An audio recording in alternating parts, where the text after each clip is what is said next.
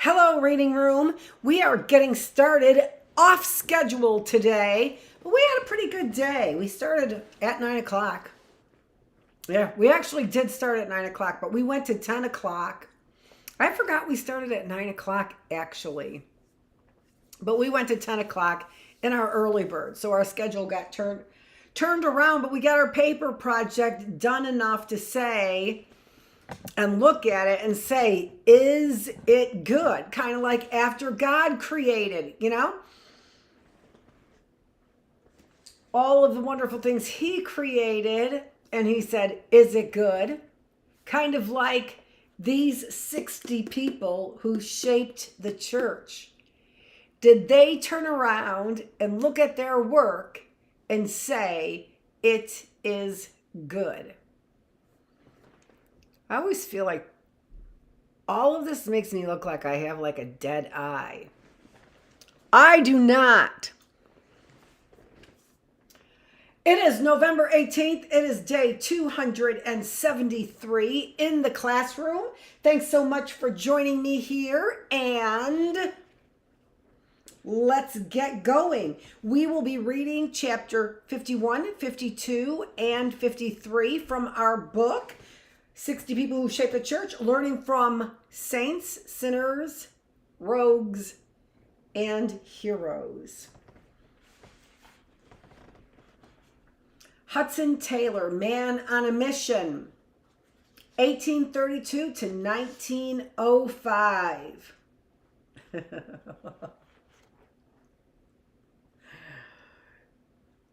I remember that this was just the quick lesson for my son on why things don't have to go in alphabetical order. Subtitle: Learning from Sinners, Saints, Rogues, and Heroes. And he was like, okay. I don't think my younger son would have, first of all, ever put it in alphabetical order. He would have started right there. That's the truth. That's the truth.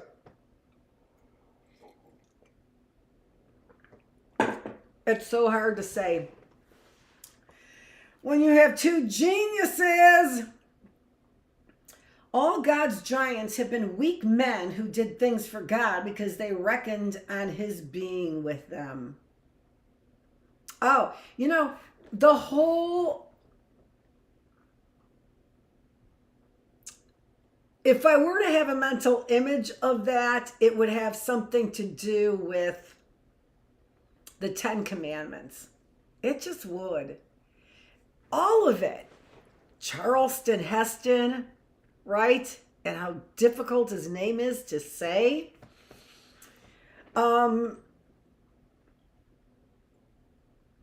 All God's giants have been weak men who did things for God because they reckoned on his being with them. NRA. So the depth of that to me. Most young boys dream of being policemen, firemen, or famous athletes. Not so for young James Hudson Taylor of Barnsley, Yorkshire, England, who by the age of 5 was talking about being a missionary to the heathen in China. No doubt much of this came from the influence of his parents, James and Amelia Taylor. The thought just popped into my head about that, and that is the reason why Erli 2 is one of the early dynastic Neolithic emperors, or whatever that they would have called them. They didn't give the adjective. Erli 2. So, as a Christian American, I totally get what you're saying, Erli 2.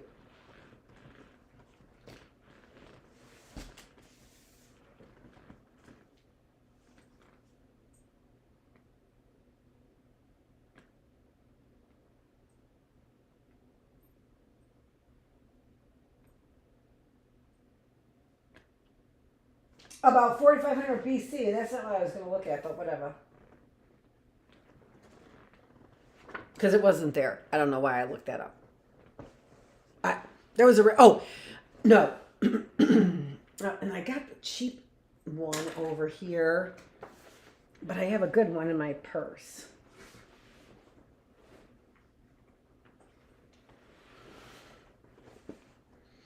Because that, to me, sums it up for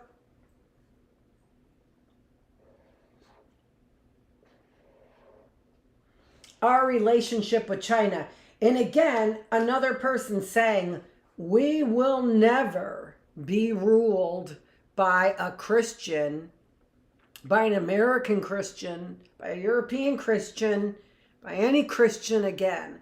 I can hear those words. I clearly don't agree with them 100% in the same way they mean them. But I can certainly see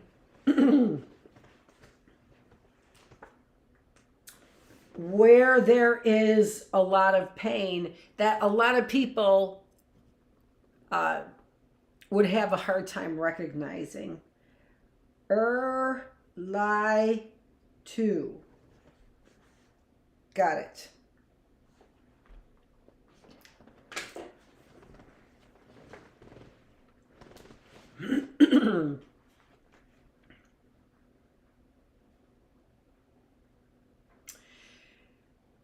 James was a pharmacist and preacher in the Methodist Church. Both were devout and often had religious leaders and preachers from the area in their home.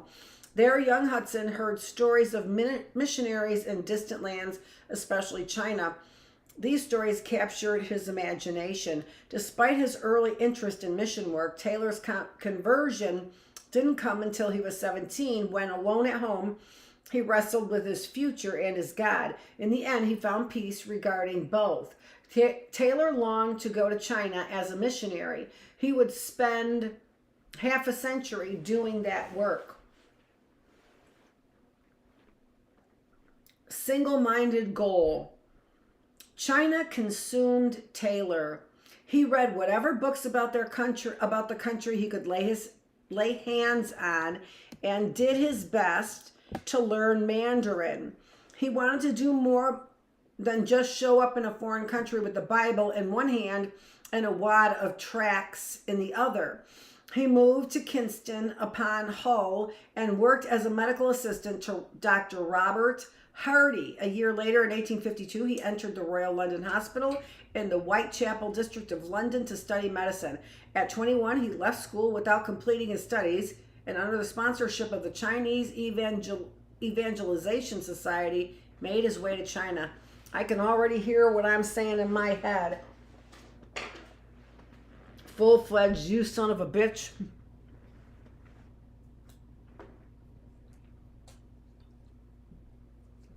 How about that?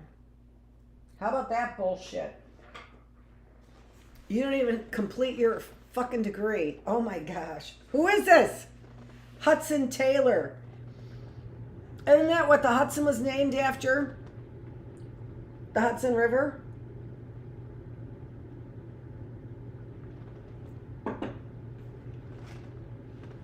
Were they not kings of New York? Are you questioning an evangelical's conversion?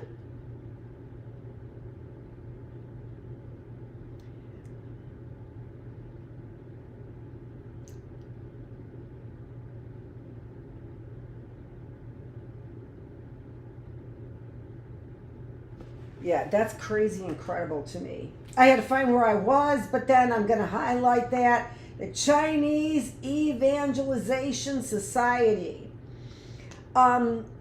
Yeah, I am definitely a Christian. I have called myself a Catholic for most of my life, but probably a better portion of the interest that I have in theology did come from my evangelical ideas. To preach, but preach in my own way. I preach, sister. I preach. The trip took 5 months and nearly ended in disaster. In March of 1854, Taylor, a fresh-faced young man with wavy dark hair, stepped from the deck to the solid ground of Shanghai. He was a stranger in a strange land. No one knew he was coming. He didn't know the language well, and two of the people he planned to contact were no longer available. One had died, the other had sailed home. But with the help of the British consulate, he was able to locate Dr. Walter Medhurst, who was in China as a minister from the London Missionary Society. Taylor had a place to stay until he could get on his feet. He made close to 20 preaching tours around Shanghai, handing out tracts. Although he provided some medical care and supplies, he was still unwelcome and often called the Black Devil. Which is interesting because what did I just pull up? King G, the Black Devil. And by the way, Reuben and Mike Ober, both of them are very knowledgeable in this Eastern religion, which they have called into question my faculties. I mean, why would you do that? Jealous, jealous, jealous, jealous. Because you want something, you lazy SOB. And the emblem is what looks like a black devil. And by the way, Catholic Church, they've got both sides covered, the middle of the road all the time, with the white Pope and the black Pope, and still in all the Buddhist attire, right? But speaking progressive language. Do I have it covered? Do I remember being covered? What? A new religion? No problemo. What do they wear? Nope, can't do that. Okay. What do they have for sacraments? No, we're not going to change the 7. Okay. What do they have for sacrifices? How about that?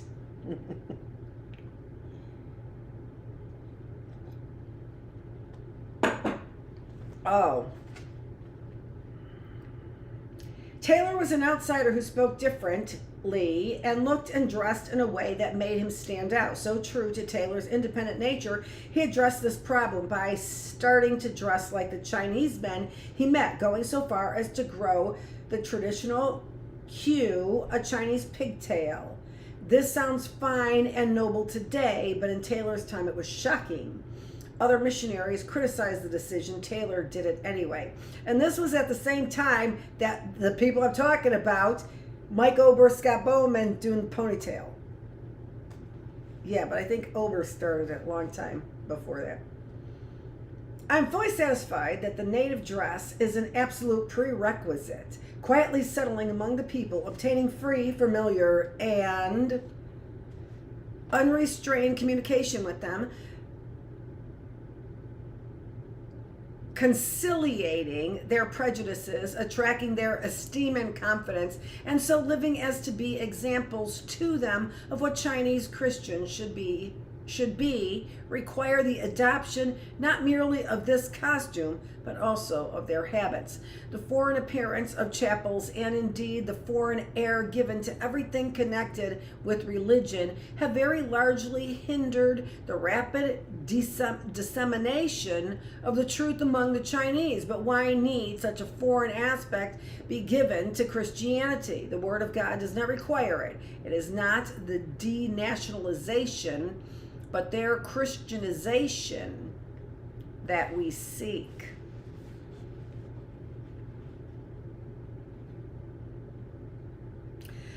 That's a pretty heavy-duty statement.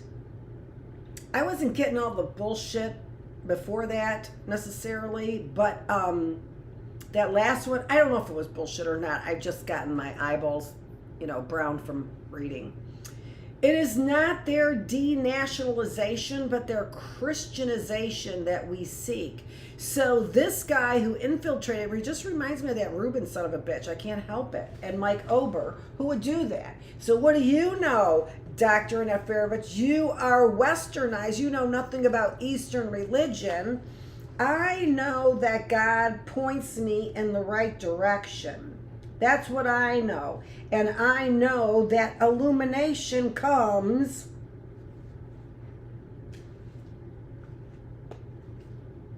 in doing so, in him doing so, pointing, turning, focusing, whatever it is, or entrancing, whatever it is.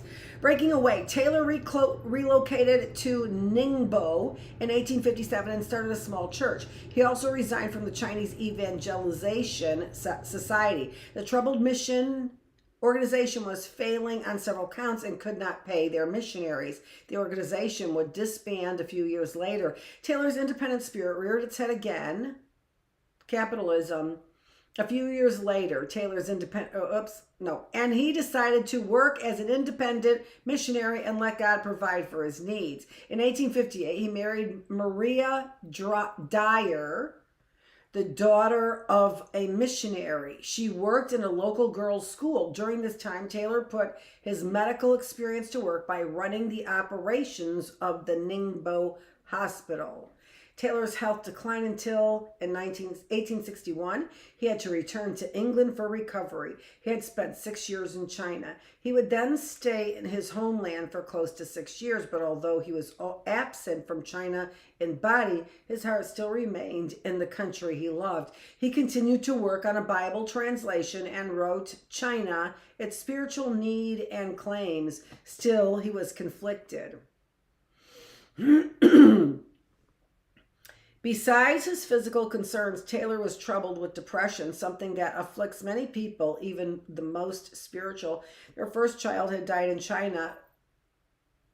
He had been treated rudely, was nearly killed during the Chinese Civil War, and lost all his medical supplies in a fire, and was robbed of all he had while traveling across country. More misery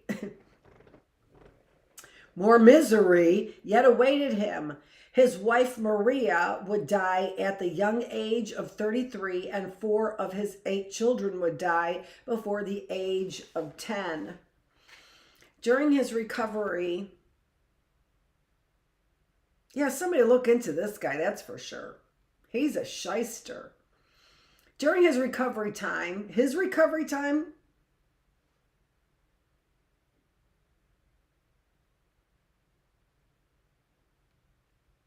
seems like somebody else should have been in there recovering.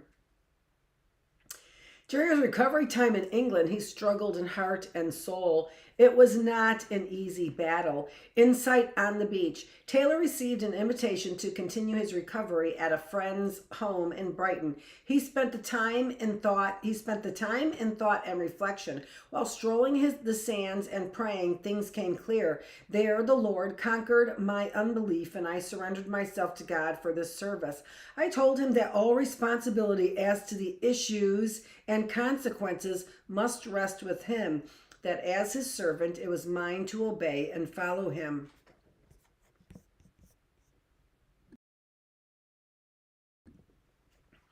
This encounter with God was freeing. Taylor would go back into China, focused on his work, and let God provide the support. Here he made some interesting decisions. He formed the China Inland Mission, but it would operate differently than the mission organization that first sent him to China. He would ask for no financial support. His missionaries would not be promised salaries, but he would share with all equally. They could not appeal for funds, and the missionaries in his organization would dress like the Chinese. A year later, Taylor and his family sailed back to China. With them were 16 missionaries from London.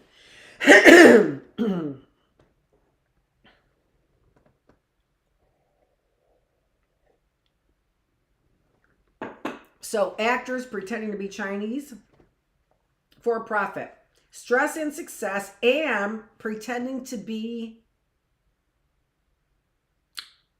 almost like deities. Stress and success. Taylor worked nonstop. While in England, he had studied to be a midwife, a useful skill in 19th century China. Although not a doctor, he used his medical training as part of his outreach. At times, he saw more than 200 patients a day. He expected the same commitment to work from his missionaries, some of whom resented the pressure. For some, the strain proved too much and they left CIM for other mission organizations. Nonetheless, the organization grew. By November 1887, there were scores of missionaries working under his direction. He also allowed unmarried women to serve as missionaries, something unheard of in his day. Yeah, I bet he did. Recruiting missionaries was a priority, and Taylor traveled widely to teach about the work being done, drawing in new workers. He traveled to the United States and Canada, but the work and travel wore on him. By 1900, he had a physical breakdown. Taylor died in 1905 in China at the age of 73. At the time of his death, his vision for mission work in China had grown from one man stepping off a ship to 205 mission stations, nearly 850 missionaries, and over 125,000 Chinese converts. The China Inland Mission continues Taylor's work and dream today as the Overseas Missionary Fellowship International. Overseas is a name that the Catholics, the Holy Sees, use. They use the Holy Sees, which are the overseas of the flock. So using familiar Catholic flock language. Charles Spurgeon, Prince of Preachers, in 1834 to 1892. I'm adding text. The truest lengthening of life is to live while we live, wasting no time but using every hour for the highest ends. So be it this day. Charles Spurgeon, Faith's Checkbook. It's interesting to me also what this Hudson Taylor's quote is. All God's giants have been weak men who did things for God because they reckoned on his being with them. Oh, over. The truest lengthening of life is to live while we live, wasting no time but using every hour for the highest end. So be it this day. All right, I said that. It must be a mistake. Those were Charles Haddon Spurgeon's words when he read the letter the British Baptist preacher had received an invitation. There was a period there. The British Baptist preacher had received an invitation from a Reformed Baptist church, New Park Street Chapel in Southwark, London. It was not unusual for one church to invite the pastor of another to speak, but New Park Street had a distinguished history, although it had fallen on hard times. The real surprise was Spurgeon's age. He was still 20. Still, word of his unique and gripping preaching style had spread from his church in Waterbeach near Cambridge to London. It was there that Spurgeon made history as one of the most successful pastors to stand behind a pulpit. Salvation in a snowstorm. Charles Haddon Spurgeon was born into a family of clergy in Kelvedon, Essex, in 1834. His father and grandfather were nonconformist pastors, not part of the Anglican Church. It was assumed that he would follow in their footsteps, and perhaps he intended to at first. In January 1850, he was attempting to make his way to a particular church. He was serious about attending. Not even the snowstorm that came up could deter him. While it didn't stop him, it did divert him down a side street where he came upon a primitive Methodist church.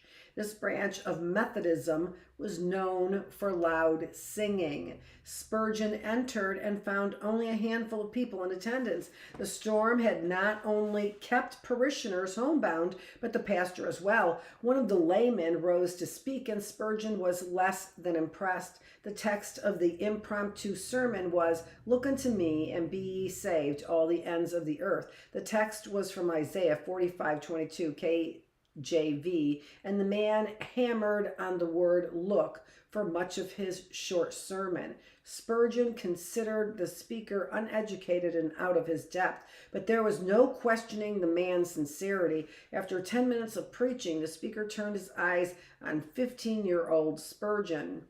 "Young man, you look miserable," Spurgeon was not used to seeing anyone in the pulpit speaking directly to a congregant, especially a stranger. The crowd was so small that Spurgeon stood out. It was a good blow struck right home, Spurgeon later admitted.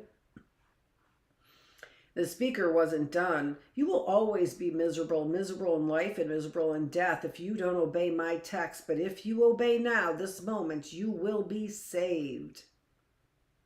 Spurgeon was never the same. He began to question his previously held doctrine, especially the infant baptism practiced by the prevalent Anglican church, as well as the nonconformist church he grew up in. Feeling the Baptist belief in believers' baptism had greater biblical support, he left behind his nonconformist membership and joined a Baptist church.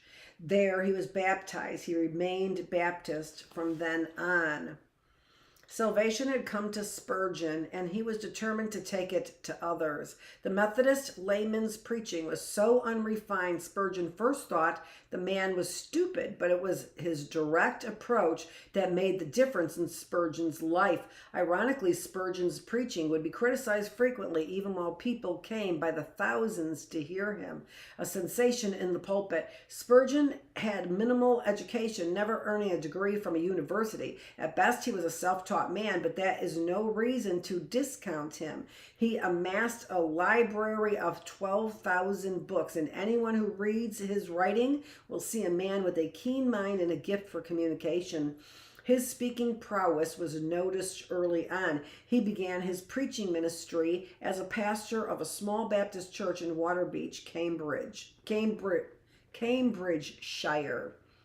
The church soon filled to hear the boy preacher. He was still a teenager, and word spread. In April 1854, he received a letter asking him to preach at the North Park Street Chapel in Southwark, London. The church, although slimmer in attendance than what it experienced in its glory days, was still a significant church and the largest Baptist congregation in the area. Spurgeon thought a mistake had been made. What would such a church want with a 20-year-old preacher boy? Regardless, he went and preached to a handful of people. Only about 8 came to the service. Still, the church felt he was the man to fill their pulpit. They issued a call for him to become pastor for the next 6 months. He agreed. The 6-month period was extended time and time again. For 40 years, Spurgeon would remain the pastor at New Park for the rest of his life. Larger and larger crowds arrived to hear Spurgeon preach. Soon the preach moved the services to Exeter Hall, which seated 4,500, and still wasn't enough. Spurgeon had become the pastor of what would now label a megachurch.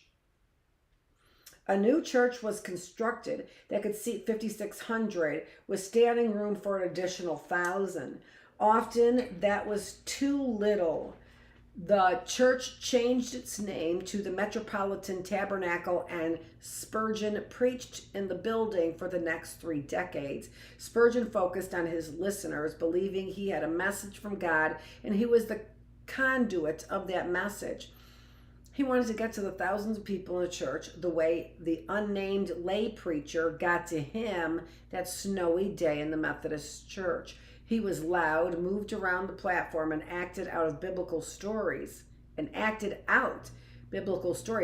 was offensive to the refined clergy and some of the media. Some called him the pulpit buffoon and accused him of being vulgar. The Ipswich Express reported Spurgeon's sermons as redolent of bad taste, vulgar, and theatrical. Spurgeon had a response. I am perhaps vulgar, but it is not intentional, save that I must and will make the people listen.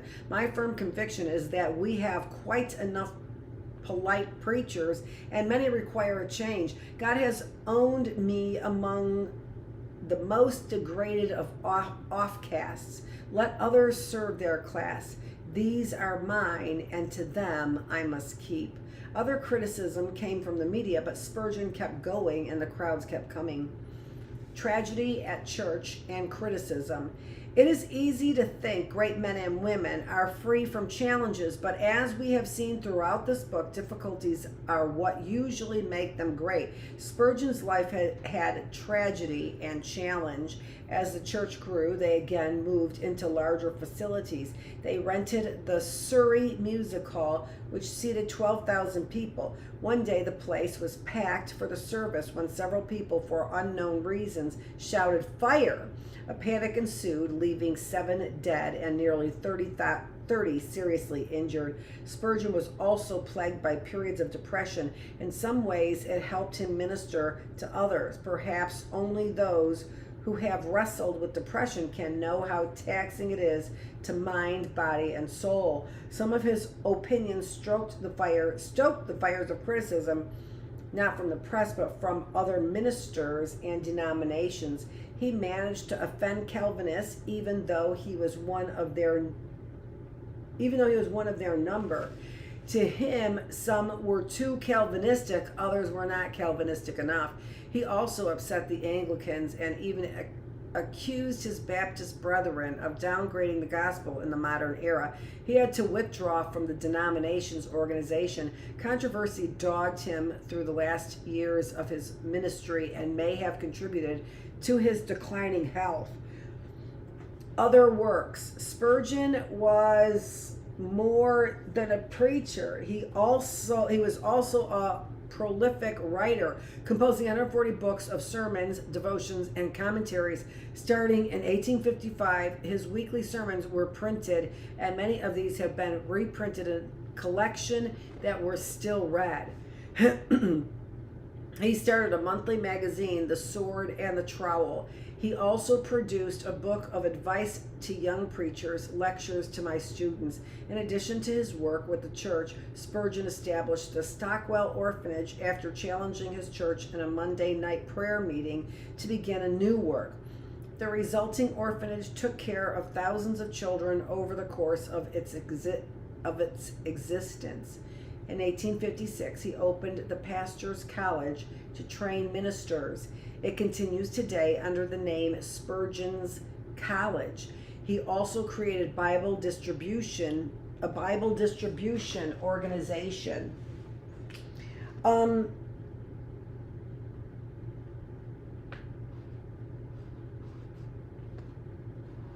I have not heard of Spurgeon's College, but I'm not, I'm not that person. But anyway,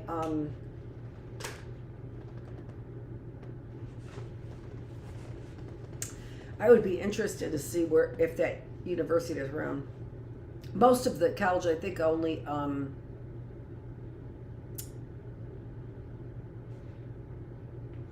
think it's a college here. Begins with an H. I forgot what it is the only college.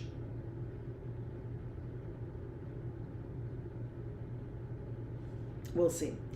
Death. Spurgeon died at age 57 while in France. They brought him back to London, where 60,000 people filed past his body as it lay in state.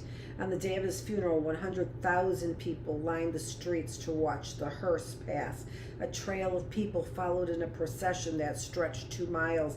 At times controversial, at times outspoken, Spurgeon was loved by his people and the citizens of England. Today he remains the Prince of Preachers, an example of thousands of ministers who would follow. Through his writings, he continues to move souls. Chapter 53, Dwight L. Moody, Not So Mr. Average, 1837 to 1899. Now this is where I'm very interested in, because Moody Institute is here in Detroit. I know perfectly well that whenever I go and preach, there are many better preachers. All that I can say about it is that the Lord uses me. Dwight L. Moody, The Life of Dwight L. Moody. It's a long way from being one of 9 children of a widowed mother to being one of the greatest lay preachers in history. Moody was not a clergyman. He never attended seminary and was never ordained. He had very little education. Reading his original writings can be painful. It is filled with misuses and misspellings. What he lacked in formal education, however, he made up for with commitment, zeal, and humility. seller of shoes. Unlike many of the great evangelists, Moody was born into a less than orthodox home. His family were Unitarians, a group that rejected traditional Christian beliefs and emphasized the rational over the spiritual. The family did not read the Bible. Moody grew up wanting to make something of himself in business, although he only had a fifth grade education. When he was 17, he left Northfield, Massachusetts for Boston and began looking for work. Unable to find anything better, he settled for employment in his uncle's shoe store. His uncle Sam Holton made Moody promise that he would attend church and Sunday school. Moody did. Sam Holton, Michigan, not Houghton, Houghton, but Holton, Michigan is my sort of an old hangout. I went through there a couple years ago, and boy, is it a little hellhole. Woo! There is poverty there like you have not seen, and it's right here in Michigan. At the time, Moody was more concerned with making money, probably due to the poverty he left behind. When his father died, he left his family in debt, and creditors took everything. And 2 months after she buried her husband, Betsy Moody gave birth to twins. Life was hard, and no doubt made Moody think wealth was the answer. He set a goal to save $100,000, a substantial sum even now, but much more so in the 19th century. It was Sunday school at Mount Vernon Congregational Church that changed Moody. His teacher was Edward Kimball, a Christian committed to his students. Moody had been on his mind. More accurately, he was burdened for the young man. On April 21st, 1855, Kimball made his way to the shoe store where Moody worked, and walked past it. A few moments later, he pushed his doubts aside, mustered his courage, and entered the store to talk to Moody about his salvation. He found young Moody shelving shoes. He also found a willing listener. That day, Moody gave his life to Christ. He was 18 years old. He became active in the church, but it took 4 years before he became a member. The church required a certain ability to explain what Christ did for the world and for an individual that for some time Moody didn't possess. Still, he persisted and eventually granted membership. Chicago. In 1856, Moody decided to leave Boston and made his way to Chicago to find his fame and fortune. Boston had been an uncomfortable fit for young Moody, but he found Chicago more to his liking. He returned to the business he knew, shoes. Some think he could have been an empire builder despite his lack of education. That would have been fine with Moody had something not stirred in his soul. His faith was changing his vision. He became convinced that he should be more concerned with souls than shoes and spiritual matters over business. He found a mission on North Wells Street and asked if he could teach a Sunday school class. Churches are always looking for volunteers, but this particular fellowship had more teachers than students. If he wanted to teach, they told him, then he'd have to create his own class. That was fine with him.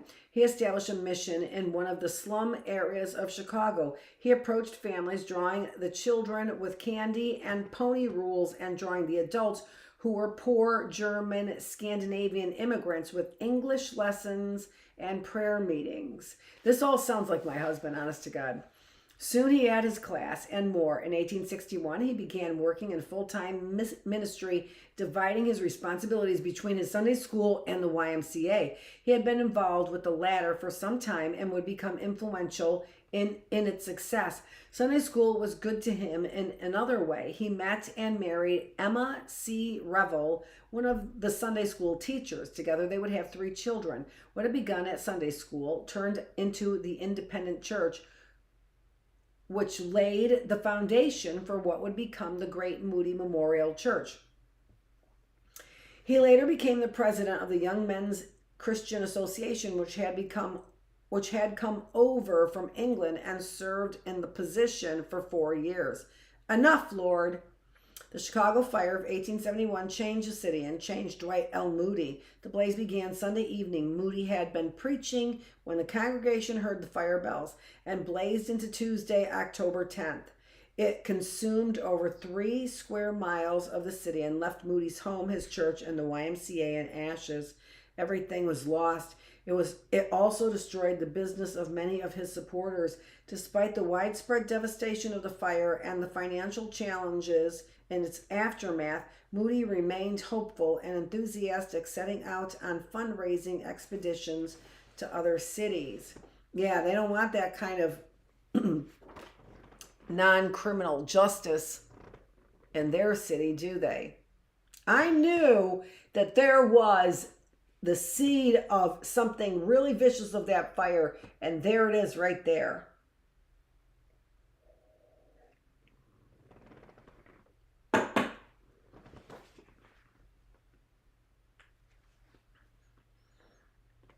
It was while Moody was on one such trip to New York that while walking down Wall Street, he was suddenly aware in the presence and the power of God. It flooded him with such intensity that he would never be the same.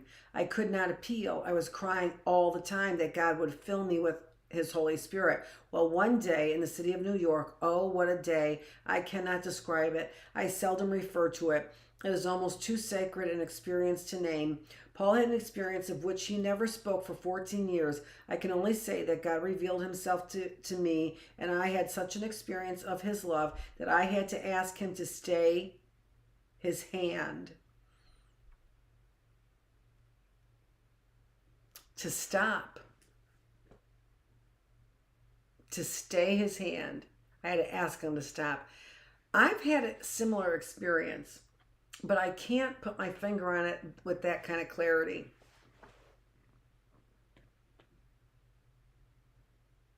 I don't think it was in New York.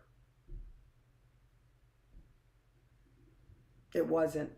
His hand, I'm sorry. I went to preaching again. The sermons were not different. I did not present any new truths, and yet hundreds were converted. I would not now be placed back where I was before that blessed experience. If you should give me all the world, it would be as the small dust of the balance. Moody had left Chicago, the leader of a successful church and president of the city's YMCA, and came back a preacher with an expanded vision. England and the United States. The Chicago fire would destroy buildings, but not the faith of Moody and his church. While the church began to rebuild, Moody set his eyes on the world. Moody would add traveling evangelist to his list of accomplishments. Moody believed people could be reached through music, and that meant finding a musically talented man who would be willing to travel abroad with him. At a YMCA meeting, he heard Ira Sankey sing and immediately knew he had found his music man. All that remained was convincing Sankey of the fact. It took months, but Sankey finally agreed and left his government job to join Moody. Moody and Sankey received an invitation to preach in England from a pair of Anglican ministers. However, both pastors died while Moody and Sankey were in transit, leaving them without sponsors for the trip. Very suspicious again. Despite this, Moody went on to preach in several cities to small congregations. Their situation changed in the city of Newcastle, where the services were well received and many converts were made. For 2 years, they preached overseas, then returned to Chicago, now internationally renowned. Moody never considered himself a preacher. I know perfectly well that wherever I go and preach, there are many better preachers known and heard than I. All I can say about it is that the Lord uses me. While he took many cues from Charles Finney, he made adjustments better suited to the age of industry. A simple, non-denominational sermon, lots of music, spiritual counseling, and a robust organization. Many of his techniques laid the groundwork for other evangelists to follow, including Billy Graham. Doing more. The work of evangelizing an entire generation would require more than one man or even a dozen. People were needed to go into the field with the gospel message, but they needed training. The man who had at most a grammar school education became an administering educator. If this would If this world is going to be reached, I am convinced that it must be done by men and women of average talent. After all, there are comparatively few people in this world who have great talent. To this end, Moody created the Northfield Seminary for Young Women in 1879. 2 years later, he opened the Mount Hermon School for Boys. In 1886, he began the Chicago Evangelization Society, which later became Moody Bible Institute, an organization that continues to train people for ministerial work. Moody was that, and that's where Hudson Taylor is connected right there. Moody was an evangelistic entrepreneur, starting these and other organizations that still carry on the work begun over a century ago, and how he could very easily, Howard Taylor, sully the name of Moody Institute. Passing, Dwight Moody died on November 16th, 1899 at the age of 62. He thought often of that future day and several times spoke of the next life.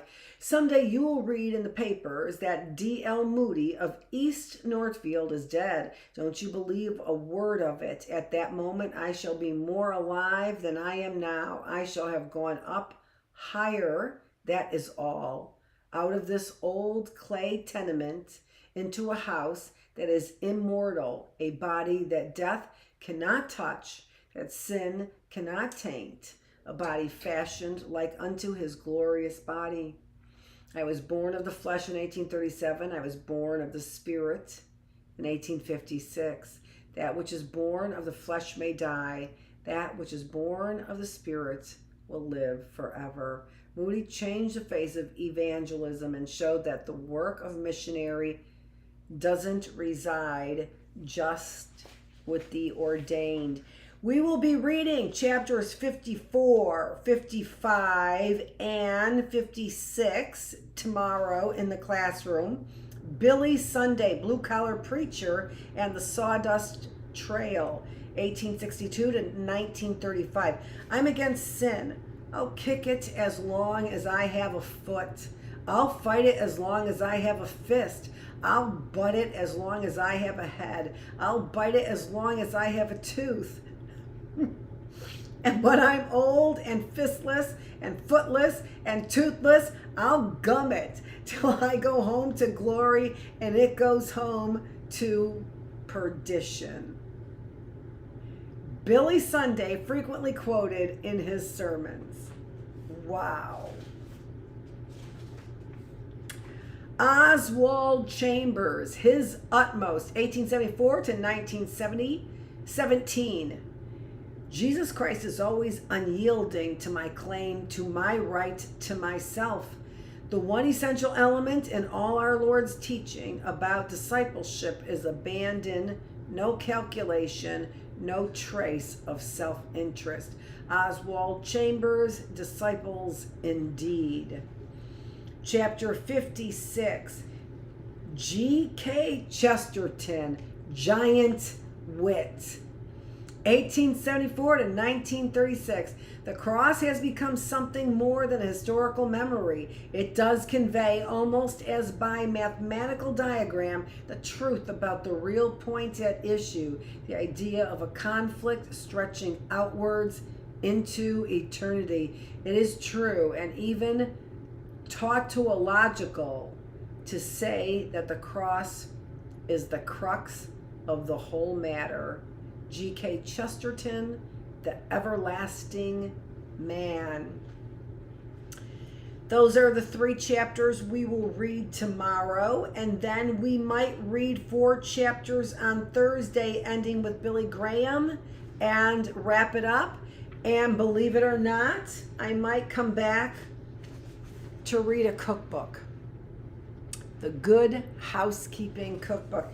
Now, I know you're saying yawn, but you cannot be saying yawn, because to me, that is like a encyclopedia of creativity for the food industry, especially when you go back to the Betty Crocker and the Good Housekeeping from a long time ago.